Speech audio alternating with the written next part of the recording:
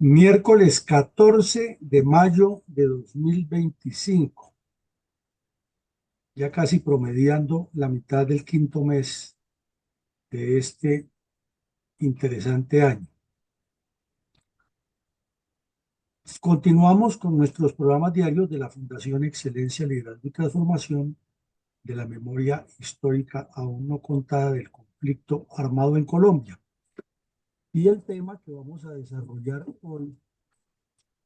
es la emisión número 759 de este programa, con el recuento, el análisis y las reflexiones acerca del secuestro y asesinato del mayor retirado de la Policía Nacional, Julio César Lozada Rodríguez, así como de un suboficial de esa institución que regresaban del departamento de Antioquia hacia el centro del país luego de participar en unas competencias ciclísticas en nombre de la Policía Nacional y fueron secuestrados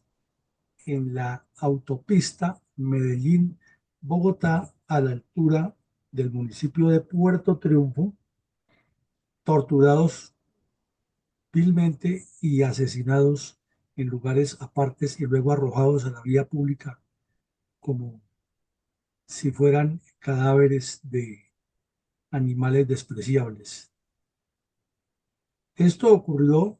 en un momento histórico en que iniciaba un nuevo gobierno en Colombia. Fue prácticamente uno de los hechos que montaron los terroristas de la coordinadora guerrillera Simón Bolívar para darle la bienvenida al gobierno del presidente Virgilio Barco en agosto de 1986. De Contera, esta campaña terrorista coincidió con una reunión de cabecillas principales de todas las agrupaciones narcoterroristas en el sector de Yondó, Antioquia,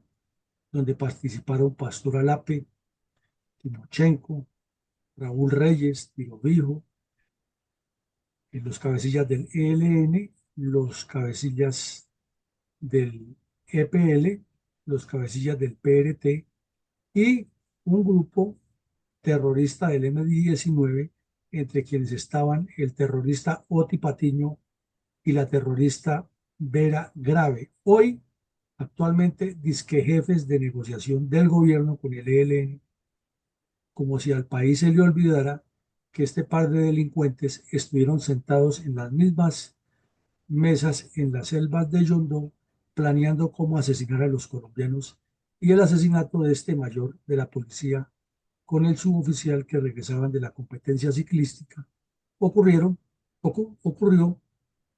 como consecuencia de las órdenes que daban Oti Patiño y Vera Grave. Y hoy este par de antisociales son disque los que negocian la paz en nombre de los colombianos con los mismos que planearon ese crimen. Adelante, ese y otros crímenes.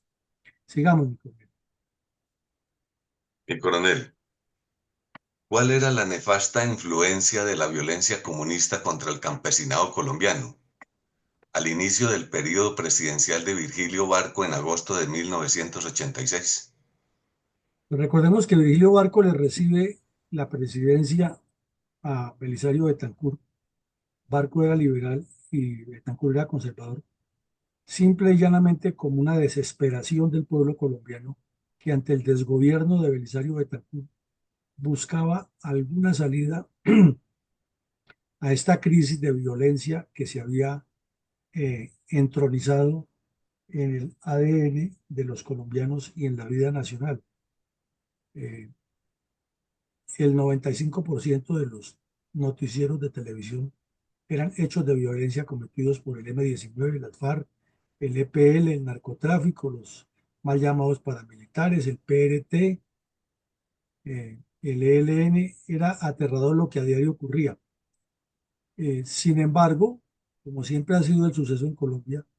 la economía sobrevivía, pero cada vez era más compleja la situación. Entonces, el señor Virgilio Barco apareció como el candidato salvador y el país votó por él por desespero, no porque fuera el más capaz, que de lejos no lo era, ni tampoco había entre ese ramillete un estadista estratega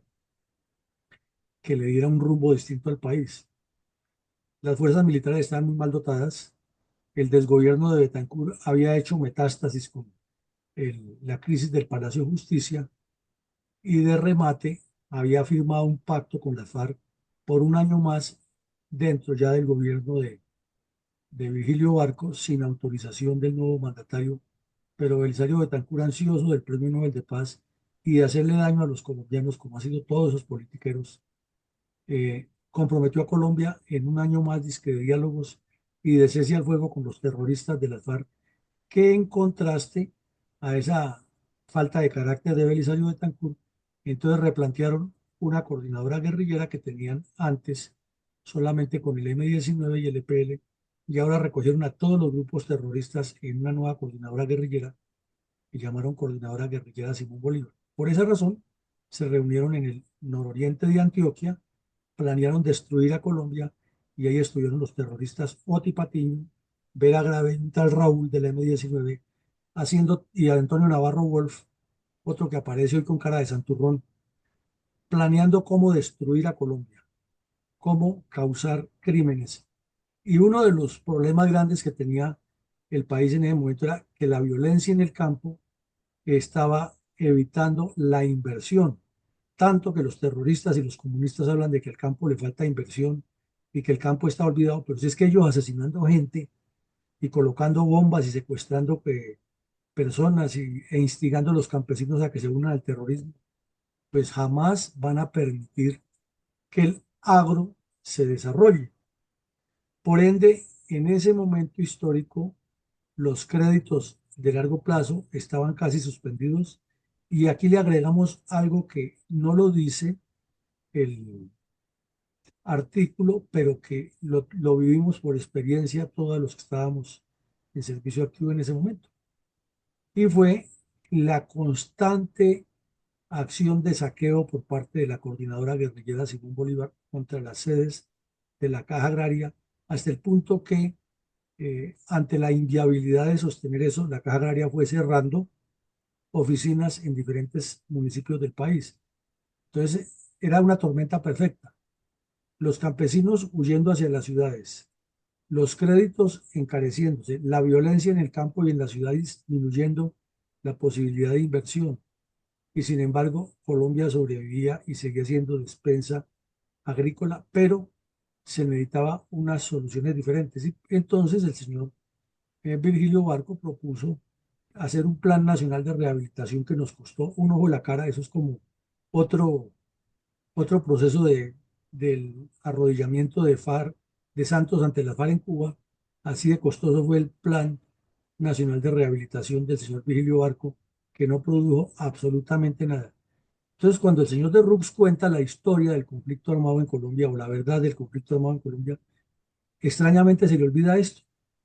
se le olvida el terrorismo que causaban todos los grupos, incluida las FARC,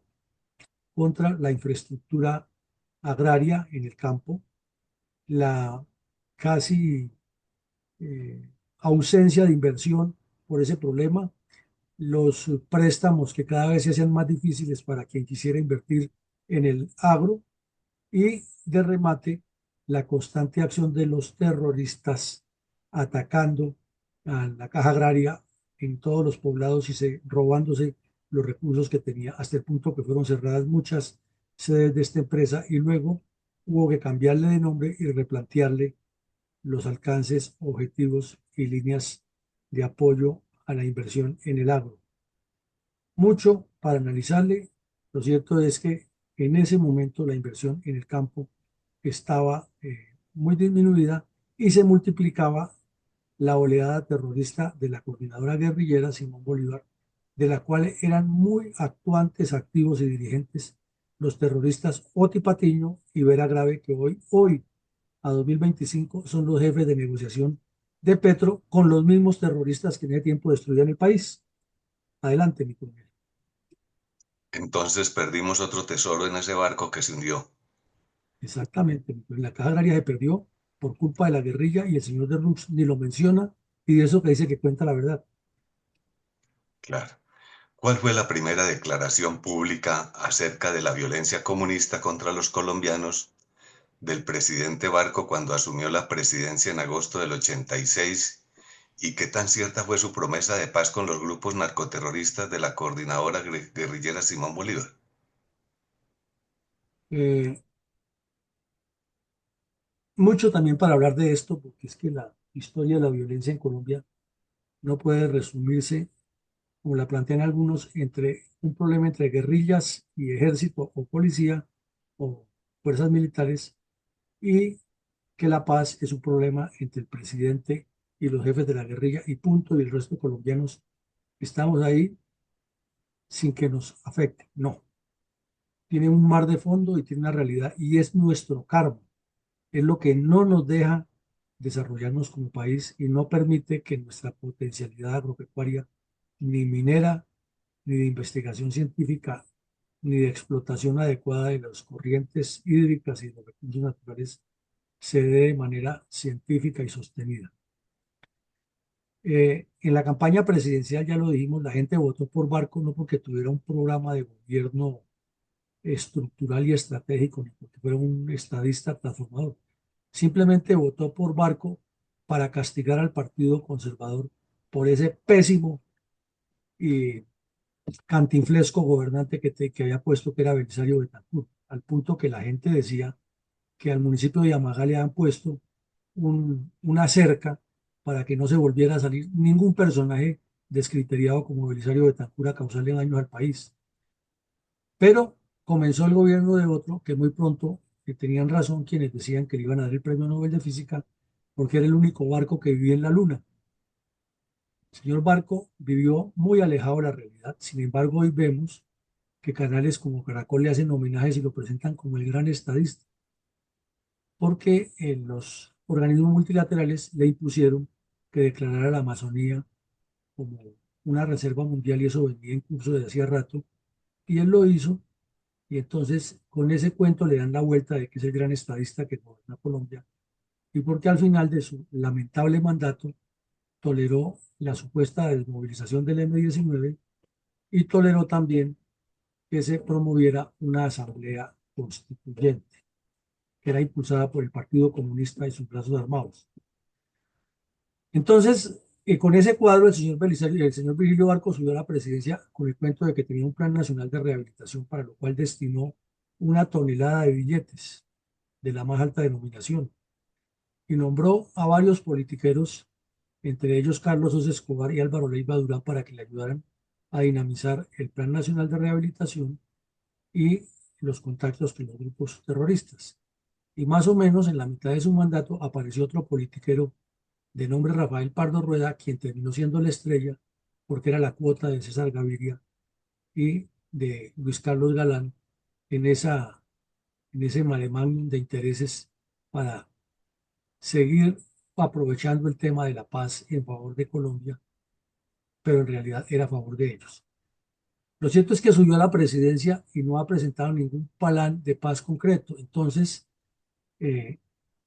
a los poquitos días de estar en el cargo, se hizo una ceremonia especial en el Batallón Guardia Presidencial, que es tradicional, es anual, en la misma que Gustavo Petro el año pasado condecoró unos terroristas del M-19 al lado de los militares, y el comandante general se lo permitió, esa ofensa contra las fuerzas militares. Eh, en esa ceremonia el señor Barco habló, nosotros diríamos con el paso del tiempo hoy que por hablar. La foto existe en los medios de comunicación, todos los periodistas le cayeron en nube y está el general Zamudio, que es el recién nombrado ministro de Defensa, ahí parado solo mirando la montonera de gente que tenía rodeado a Virgilio Barco en la plaza de armas del Batallón Guardia Presidencial, preguntándole cuál era su proyecto con la guerrilla, porque la guerrilla había anunciado que iba a ser esa cumbre de la que estábamos hablando ahora y que ahí sacaba las líneas de acción. Y la frase hueca de Virgilio Barco fue que la paz no se puede lograr sin el desarme y la desmovilización de la guerrilla. Obviamente los bandidos le contestaron lo que contestan siempre, que ellos no le iban a dar el gusto a ningún politiquero de desmovilizarse, ni mucho menos entregar las armas, que eso no estaba en su manual, que lo que tocaba hacer era un acuerdo y tener esas armas ahí de garantía para que se cumpliera ese acuerdo y que hasta que el comunismo no gobernara Colombia no haya nada. Luego criticó eh, que hubiera sido asesinada una persona que asistió a una cumbre de Usaquén, donde se han hablado temas de lo que le convenía a la izquierda. Eh, Le preguntaron que si iba a recibir la comisión de diálogo que ha dejado Belisario Betancur armada, y dijo que claro, pero que no le han pedido ninguna cita, o sea, unas respuestas muy huecas y vacías. Y que su gobierno tenía un plan estratégico, dijo ahí, que consistía en reconciliación, normalización y rehabilitación, bla, bla, bla. Entonces, como usted me pregunta que si al cabo de los 4 años logró algo, y yo le respondería que nada, y lo que hizo fue empeorar la situación, y la coordinadora guerrillera Simón Bolívar, con la venia de Álvaro Leiva Durán, que era su estafeta y cómplice, creció de manera descarada y ya no hicieron más reuniones clandestinas en distintas partes del país, sino que de forma abierta y con la convivencia del gobierno Barco, se fueron a vivir todos los cabecillas a Casa Verde. Allá llegaban los periodistas, los politiqueros, los curas, todo el mundo a hablar con esos bandidos y desde ahí seguían ordenando destruir el país, atacaron la infraestructura eléctrica, la infraestructura energética, asesinaron muchas personas, secuestraron, aumentaron la cantidad de retenes que hacían ilegales en el país, se metieron de lleno al negocio de la coca y la UP se desató en hacer propaganda y engañar gente y eh, en ese escenario de tanta vulnerabilidad para la institucionalidad y de violencia ocurrió la masacre de la UP y el terrorismo comunista se desató de una manera atroz contra las propias cuadrillas en el plan Cóndor que ordenó Jacobo Arenas y en el plan de limpieza contra el campesinado. Cruda realidad del gobierno de Barco como consecuencia del de Belisario Betancur, pero los pseudo historiadores nos lo cuentan de otra manera y escuchamos hasta personajes que dicen que si Colombia ha sobrevivido a eso, ¿por qué no va a sobrevivir ahora a la desgracia de Petro? Sin ningún argumento de fondo. Sigamos. Mi coronel, entonces, ¿por qué los medios de comunicación aseveraron en ese momento que la segunda semana del gobierno Barco sería decisiva para la paz en Colombia? Porque los periodistas son muy ligeros, porque necesitan llenar los espacios, porque cualquier cosa que digan que cause sensación les conviene. Es más, se podría decir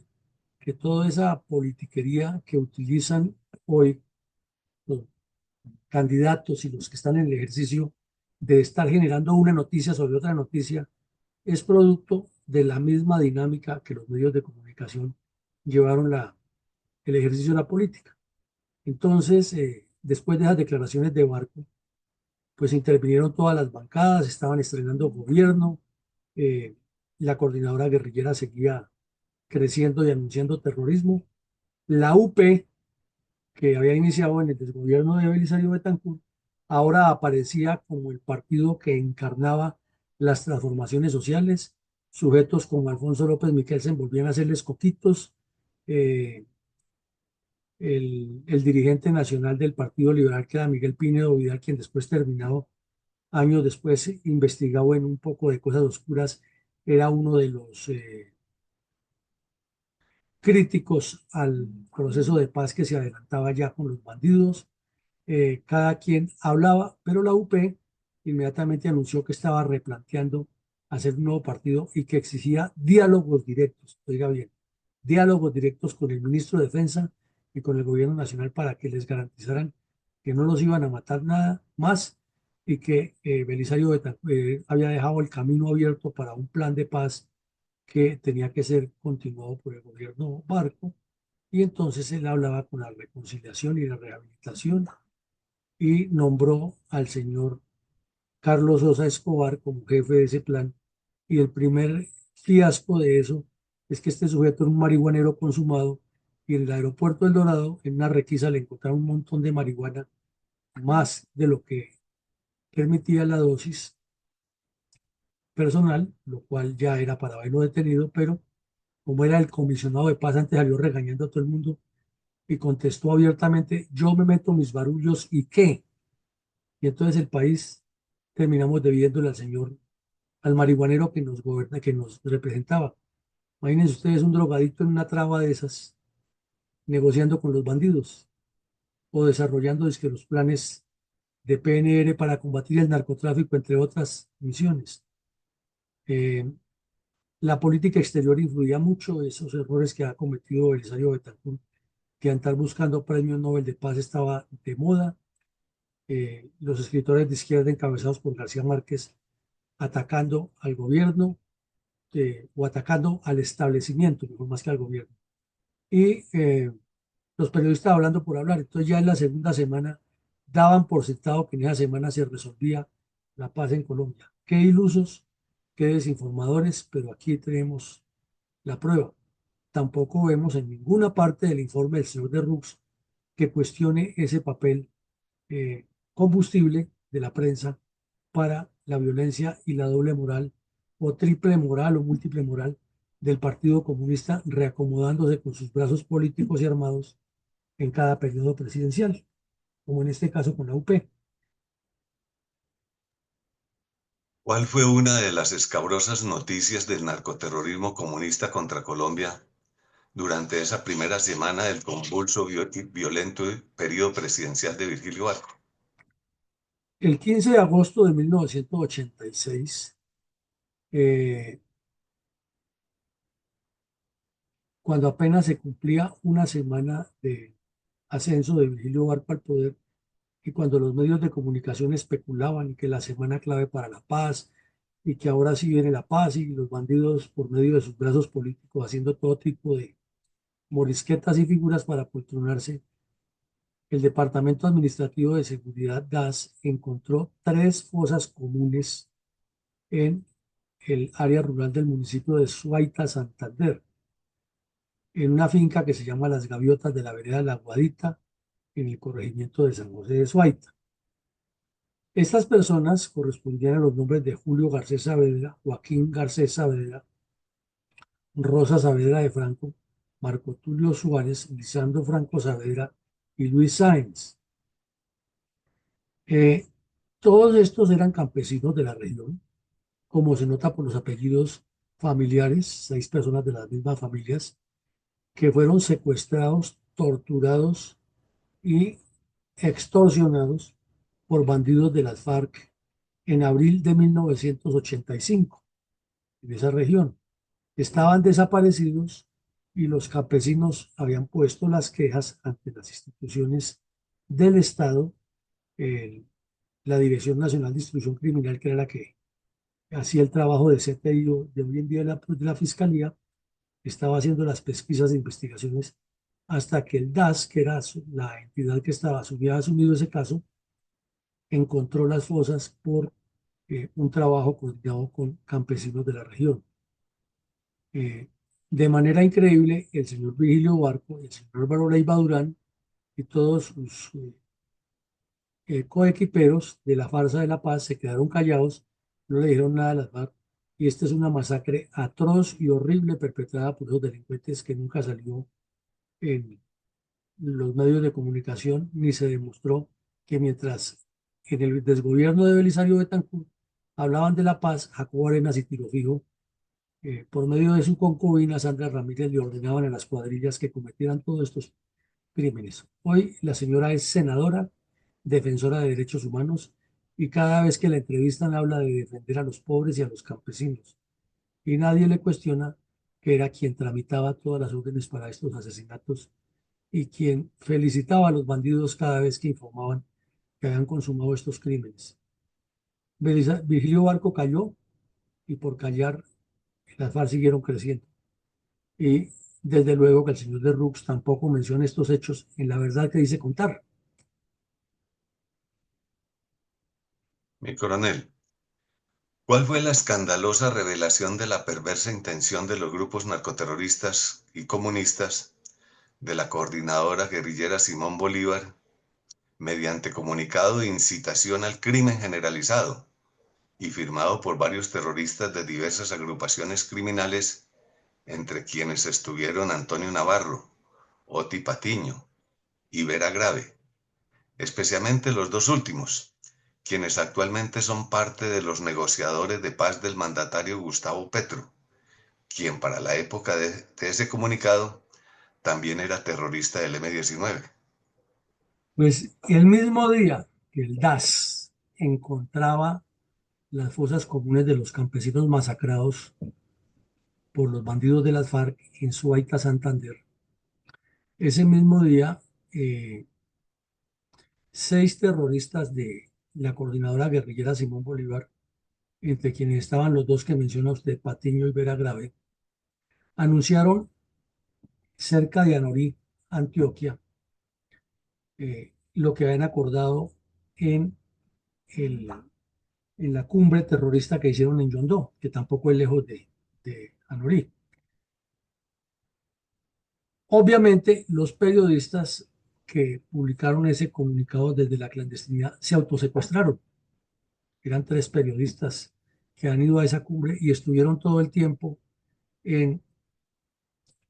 Francachela y Comilón en el campamento terrorista. Los vieron hablar, los escucharon, participaron de la cumbre como invitados especiales y luego salieron por los medios a publicar el mensaje con el cuento de que han sido secuestrados. Los autosecuestros de los periodistas se volvieron comunes en esa época. Recordemos que fueron autosecuestrados Pacheco, Andrés Pastrana, Castro Caicedo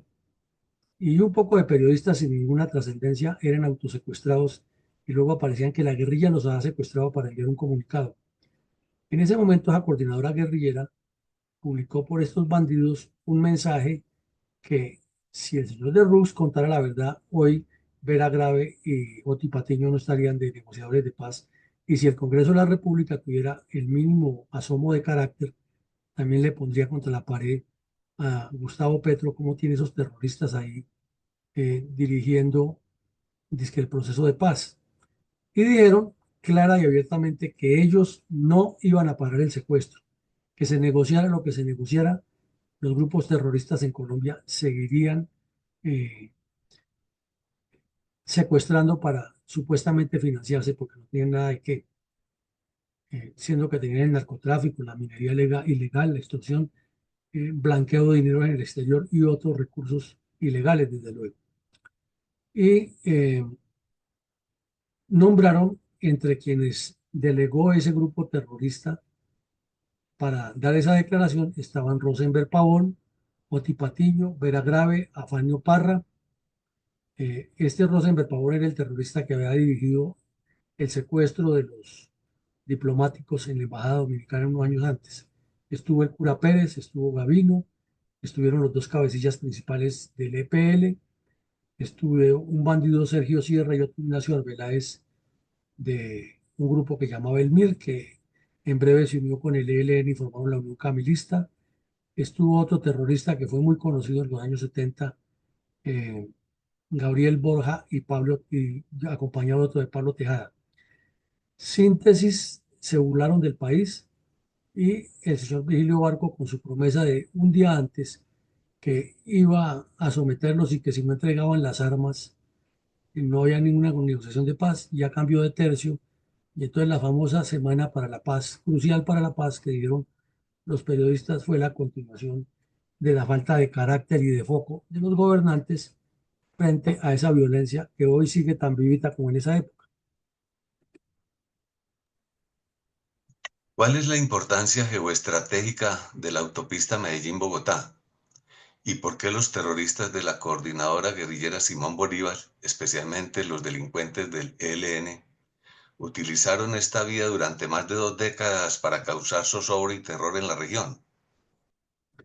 Bueno, esa autopista, como se llama Medellín-Bogotá, pues nace en la ciudad de Medellín.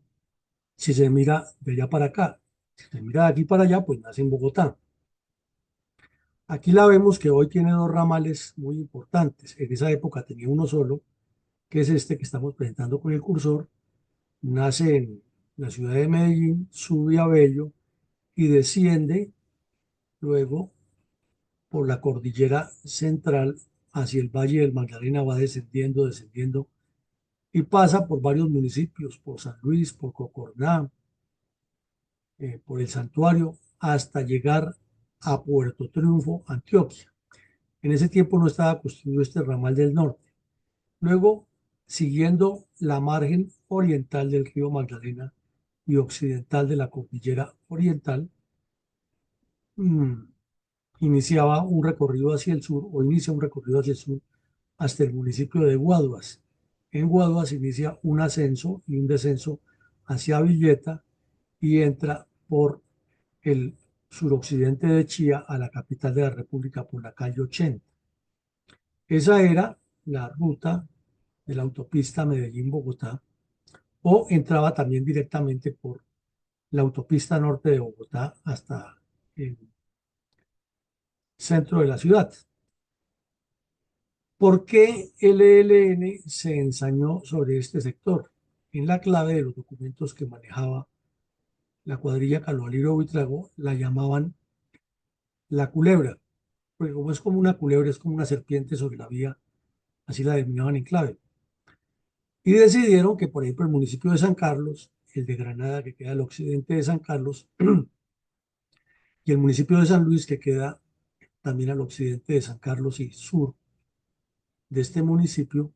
fueran el epicentro de un despliegue por el norte de esa carretera y al mismo tiempo desde Argelia, Sonsón, Abejorral, La Unión, La Ceja, por el sur de la autopista para Isla Copán. Razones muchas. Es una zona donde está toda la infraestructura hidroeléctrica del país, en San Carlos y San Rafael, con Punchiná, Jaguas, Juanes mm, y Calderas, entre otras hidroeléctricas allí. Está el aeropuerto José María Córdoba entre Bello y Río Negro. Está la empresa de cementos Río Claro en los límites de San Luis y Puerto Triunfo. Y hay una gran cantidad de producción de mármol en la zona. Sobre esta región, el río Calderas es muy rico en mármol. Hay una despensa agropecuaria importante de café en San Carlos y parte de Granada. Ya Granada es más frío y tiene otros productos, pero hay algunas veredas que son cafeteras. Y hay una salida importante de el departamento de Antioquia de Medellín hacia el Magdalena Medio con despliegue hacia el río Magdalena. Por esas y muchas razones se asentaron allí y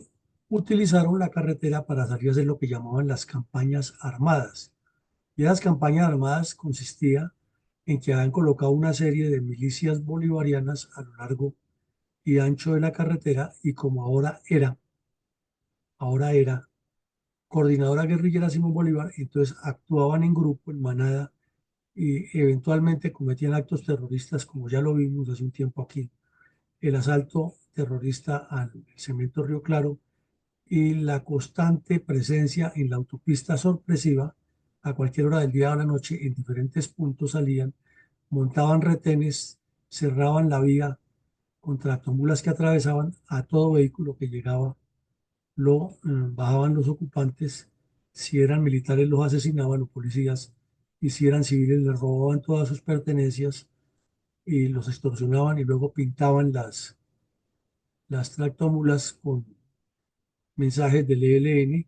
dejaban dicho que estaba dinamitado el sector y hasta que no llegaban los técnicos en explosivos a revisar toda la zona o a desactivar las cargas no se podía reactivar el tránsito y eso se volvió común durante casi 2 décadas, especialmente cuando estuvo de comandante en la Cuarta Brigada del general Herrera Verbel, a quien le quedó grande manejar este problema, que fueron los 3 últimos años del gobierno Pastrana. Toda esa es la historia de esa autopista y ahí fue mucho el terror que se sembró y muchos los crímenes que cometieron, muchas las personas que bajaron de los vehículos, los secuestraron y luego los asesinaron, muchas las quemas de tractomulas eh, y muy poca la acción de algunos miembros del Estado que no cumplieron con su misión para contrarrestar esa actividad terrorista. Si hay alguien que conoce nuestro país paso a paso son nuestras valerosas tropas. Adelante, mi coronel Alarcón. Muchas gracias, mi coronel. ¿Cómo describieron los medios de comunicación los hechos relacionados con el secuestro y asesinato del mayor retirado de la Policía Nacional, Julio César Lozada Rodríguez, perpetrado por terroristas de la cuadrilla Carlos Alirio Buitrago del ELN en el suroriente de Antioquia en agosto de 1986. Pues inicialmente se publicó la noticia así: asesinado mayor que ha sido secuestrado por el ELN. Este mayor ya era una persona de 50 años, ya estaba retirado de la Policía Nacional. Eh, en el momento del secuestro viajaba en su vehículo particular con un señor que ha sido agente de la policía, que estaba retirado también, de nombre Ciro Jonathan Garavito Díaz, de 38 años, que le prestaba los servicios de conductor de la familia. Y lo acompañaba la señora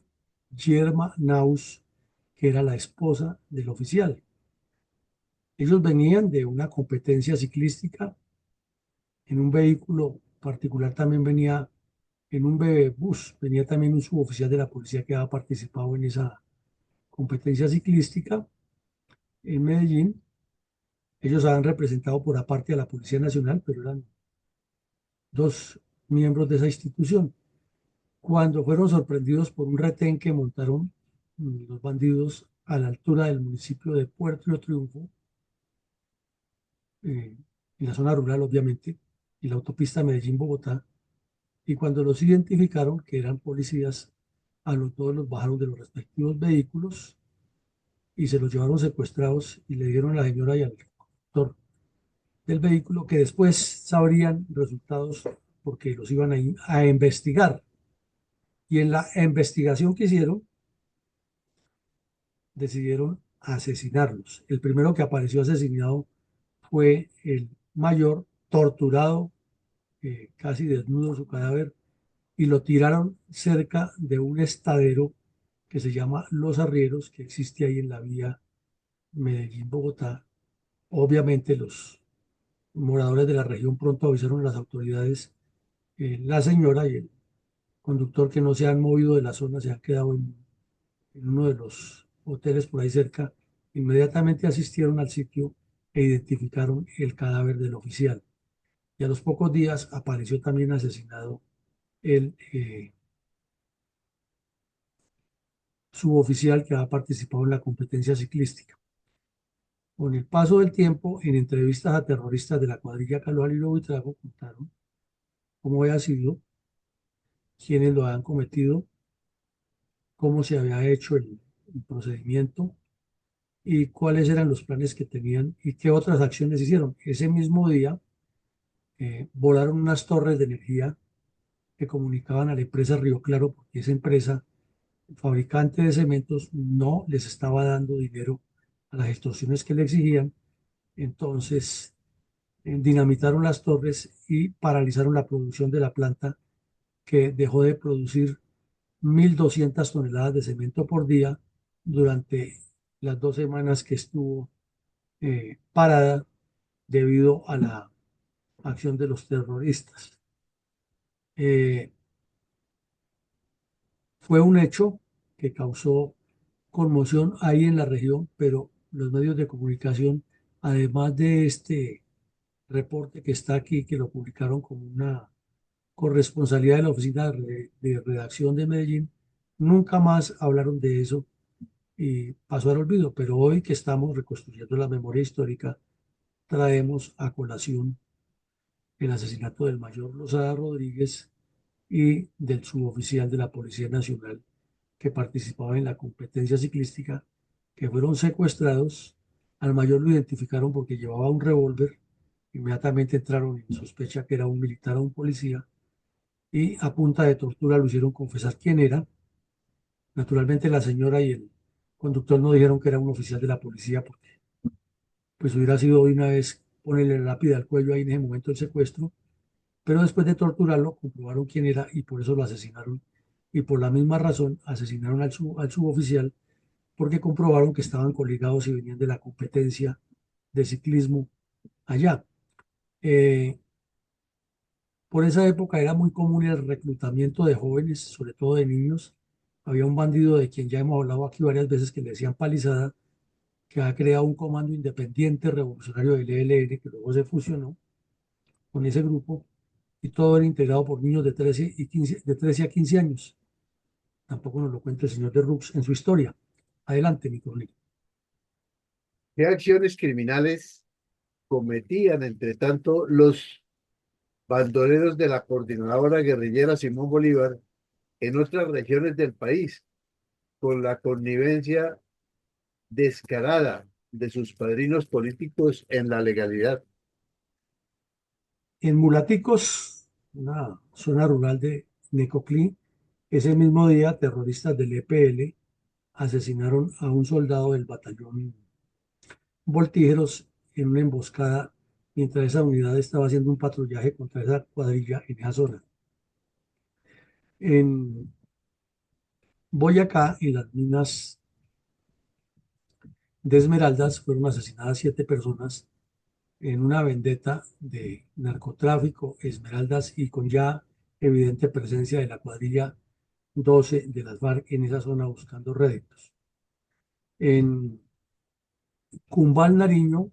unos indígenas instigados por terroristas de las FARC asaltaron una finca, una hacienda de propiedad de un señor Francisco White, le prendieron candela a los cultivos y a la vivienda y se apropiaron del terreno con el cuento de la ancestralidad indígena. Eso viene desde hace rato. Y en Bucaramanga, un cadete de la Escuela Naval Almirante Padilla que se encontraba en permiso visitando la familia fue secuestrado por terroristas de la coordinadora guerrillera Simón Bolívar y nunca se supo de qué pasó con ese muchacho. Entre tanto, el Departamento Administrativo de Seguridad DAS, siguiendo decisiones de los honorables jueces de la República en Colombia, expulsó de Colombia a 4 terroristas peruanos y ecuatorianos que han sido secuestrados, eh, perdón, que han sido traídos por el M-19 para integrar lo que llamaron el Batallón América. Pero como todo hacía parte de los planes y la paz del señor Belisario Betancur, los 4 terroristas que estaban en una cárcel en Cali, en la cárcel de Villahermosa, fueron dejados en libertad y el DAS los expulsó de Colombia. Imaginamos que el otro día estaban entrando otra vez clandestinamente a Colombia para integrarse al Batallón América, que estaba cometiendo una cantidad de delitos y terrorismo con los honorabilísimos miembros del M-19, hoy negociadores de paz. Tampoco nos lo cuenta el señor de Rux en la verdad de su supuesta verdad. Adelante.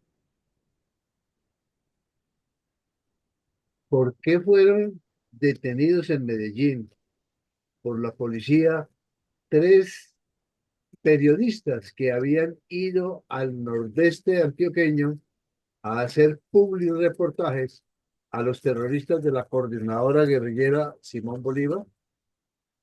Es que usted mismo lo dice en la palabra, son public reportajes. No está probado que les pagaran por eso, pero sí los periodistas andaban buscando siempre eh, publicidad y premios de los que da el gremio, el de la CPB, premio no sé qué, India Catalina, y todos esos premios que dan a los periodistas. Resulta que cuando se publicó ese comunicado desde la clandestinidad, este sujeto, Edelmiro Franco, de Caracol, periodista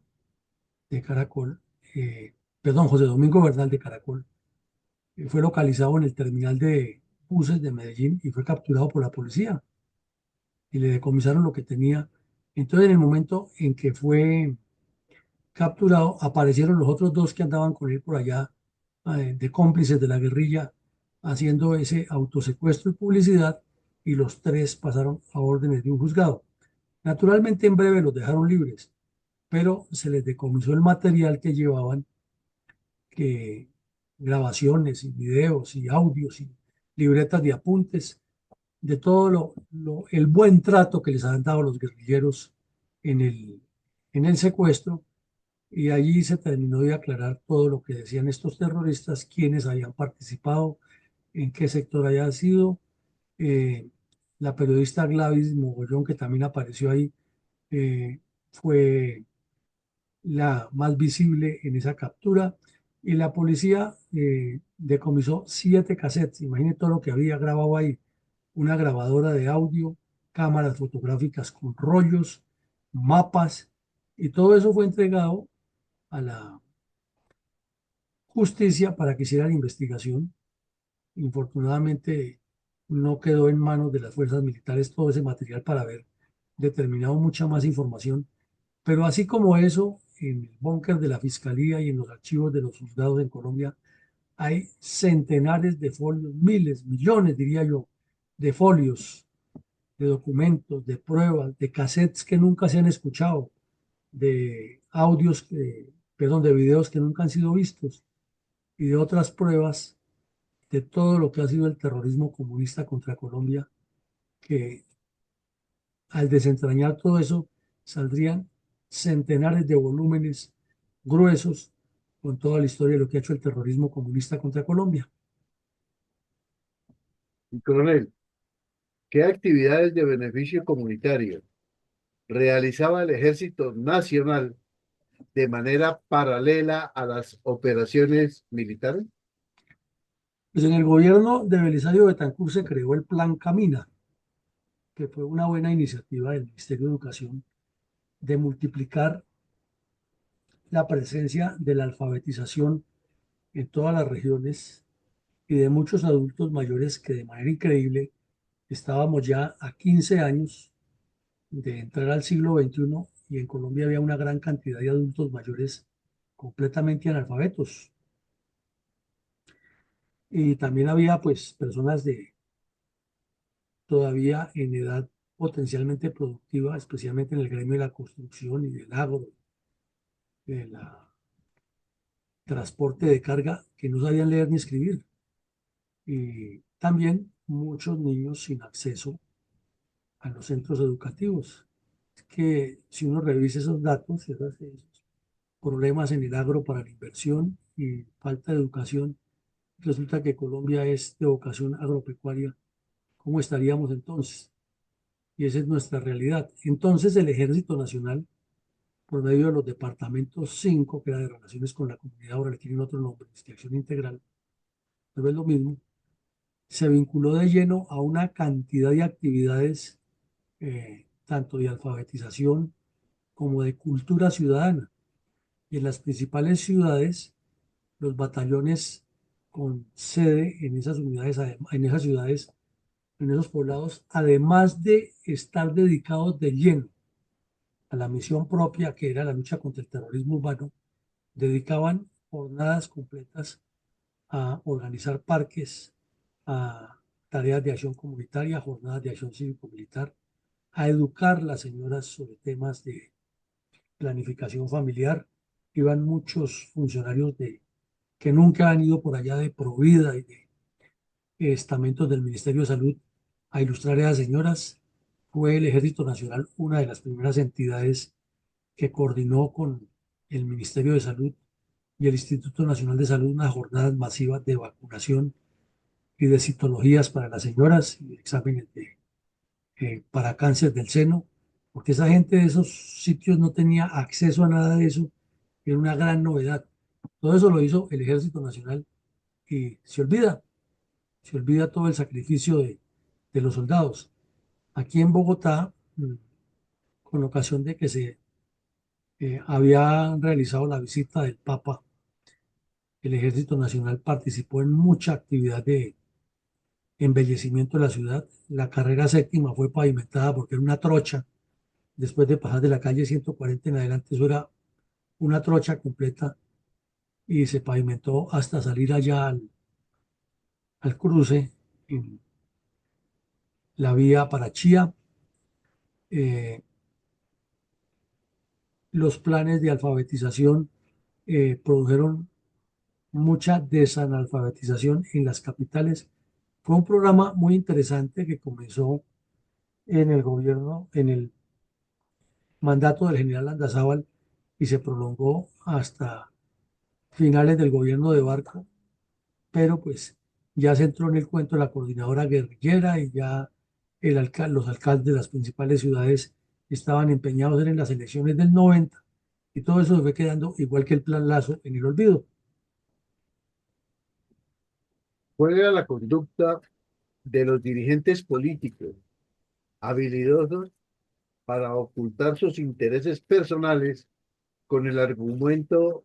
de las supuestas bondades de paz de la democracia? Bueno, esto es increíble. Eh, en ese momento estaban completamente divididos los partidos liberal y conservador al interior por sus disputas de siempre.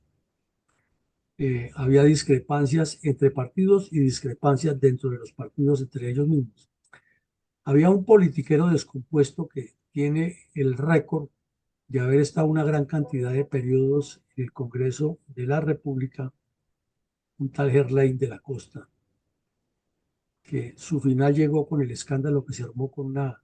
señora que estuvo detenida, que se voló por una ventana en un consultorio de odontología al norte de la ciudad, que terminó en Venezuela y que ahora está otra vez aquí en Colombia y que tiene 1000 secretos del Congreso. Una historia de novela garciamarquiana. En ese momento el tal Gerlain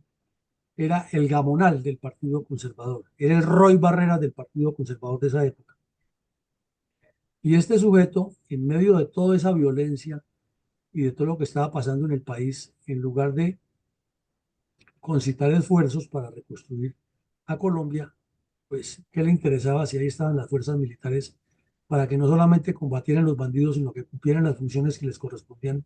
a ellos de promover la educación, el desarrollo y la salud? Pues ahí estaba era pendiente en que como en ese tiempo las alcaldías y las gobernaciones eran de resorte de la presidencia de la República y los gobernadores, entonces lo que estaba pidiendo era que por decreto presidencial el gobierno nacional ordenara que le subieran la cantidad de alcaldías que le correspondían al Partido Conservador de acuerdo con los votos para hacer una repartija, entre comillas, más justa. Descomposición total, y esa es la podredumbre de lo que nos ha caracterizado aquí. Entonces, en ese tiempo les quedaba más fácil todavía a los corruptos promover sus candidaturas porque les prometían en los pueblos que ellos desde el alto gobierno los harían nombrar alcaldes. En ese escenario era que los terroristas de las FARC, por medio de sus brazos políticos, UP y Partido Comunista, presionaban para que la elección de alcaldes y gobernadores fuera popular y le quitaran todo ese maridaje a los bandidos. Por eso, inmediatamente en la Constitución del 91 se imaginaron la fórmula para bloquear esa decisión de la elección de alcaldes y de gobernadores, que es la de crear cada quien que quiera va y registra un partido y lo vuelve propio. Y la registraduría y el Consejo Electoral se han prestado para eso. Ayer, por ejemplo, Colombia fue sorprendida con la noticia que otro politiquero de este mismo talante, que es uno de los más corruptos que hay en la actualidad, el tal Cristo, Juan Fernando Cristo, acaba de recibir reconocimiento para tener su propio partido. Y de manera increíble lo tienen los Galán, lo tiene Samper, lo tiene los herederos de Álvaro Gómez, lo tiene este otro sujeto Cristo, lo tiene la UP, la no sé qué. Hay 38 ya con este, todos partidos de garaje, pero con una gran ventaja, que mensualmente el gobierno nacional les gira una gran cantidad de plata por haber sido reconocidos. Entonces, uno de los gestores de toda esta trapacería del señor Gerlain, que no desperdiciaba, era igual a Roy Barreras. Cuánta actividad había, él estaba buscando en ventajas y ahí lo vemos, pidiendo más alcaldías para el Partido Conservador. Entre tanto, los galanistas, a quienes nos presentan como los transformadores, también buscando cómo en esa división que tenían con el Partido Liberal sacaban más ventajas para que Luis Carlos Galán fuera presidente, no porque fuera capaz, sino porque él mal de Guaraz, y esa fue toda su carrera, locuacidad al extremo. En eso andaban los partidos en ese momento, cuando ya Virgilio Barco se acababa de posesionar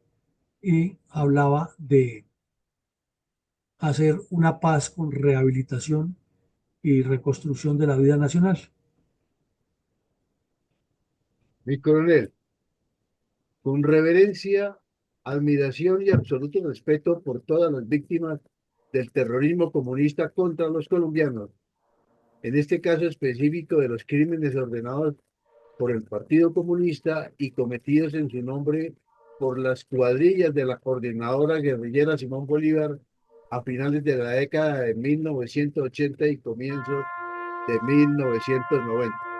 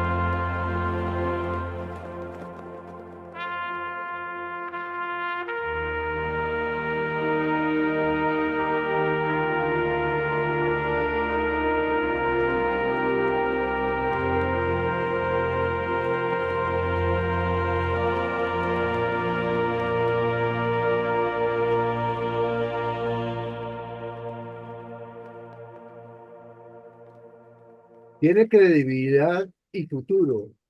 la paz total de Petro. Si vemos en detalle el resonante fracaso de sus livianos negociadores con los grupos narcoterroristas, sumado a la fallida gestión al respecto desde la década de 1960, como se evidencia en el episodio de hoy, con la historia del secuestro y asesinato del mayor retirado de la Policía Nacional, Julio César Lozada Rodríguez, perpetrado por terroristas de la cuadrilla Carlos Alirio Buitrago del ELN en el suroriente de Antioquia en agosto de 1986. Seamos cortos y reiterativos en esto. Este señor mayor, que ya estaba retirado y estaba dedicado a promover el deporte y a representar a su Policía Nacional, porque la seguía llevando en el corazón, en competencias deportivas, fue bajado de su vehículo, secuestrado, torturado y luego su cadáver arrojado a una vía pública, igual que sucedió con el suboficial que viajaba en otro vehículo y que venía de la misma competencia. Los que ordenaron ese crimen estaban reunidos con los jefes de los que lo cometieron en la parte nordeste de ese departamento. Y hoy son los que se reúnen entre todos ellos mismos, los que participaron en esas reuniones, dizque para hablar de paz. Se necesita ser uno ingenuo o tonto o estúpido para creer que entre esos bandidos se van a poner de acuerdo para hacer la paz, si desde ese tiempo, hace casi 40 años, lo que estaban planeando era destruir al país y ahora en su senectud y con la nostalgia de que no pudieron poderse tomar el poder por las armas, buscarán seguirle haciendo daño al país para sembrarnos en su eh, arcaico comunismo. Síntesis: es imposible que negociando entre bandidos puedan resolver el problema de la paz que ellos mismos han generado con una guerra que parece interminable y demasiado sangrienta y que le ha costado la vida como a ese señor oficial y a ese suboficial y a miles de colombianos masacrados por los terroristas en Colombia. Adelante con su comentario para hoy. Gracias, mi coronel. Para la mitad de la década de 1980, el grupo terrorista ELN que entre otras cosas fue organizado por terroristas salidos del movimiento revolucionario liberal,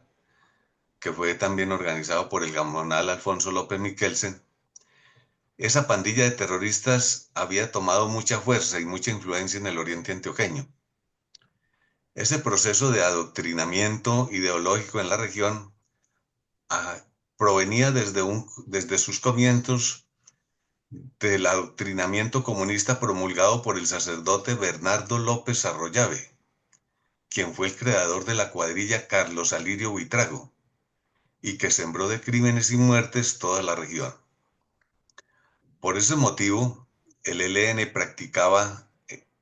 el famoso plan pistola contra miembros de las instituciones armadas y contra la población civil para extorsionarla y someterla por la vía del miedo y el terror.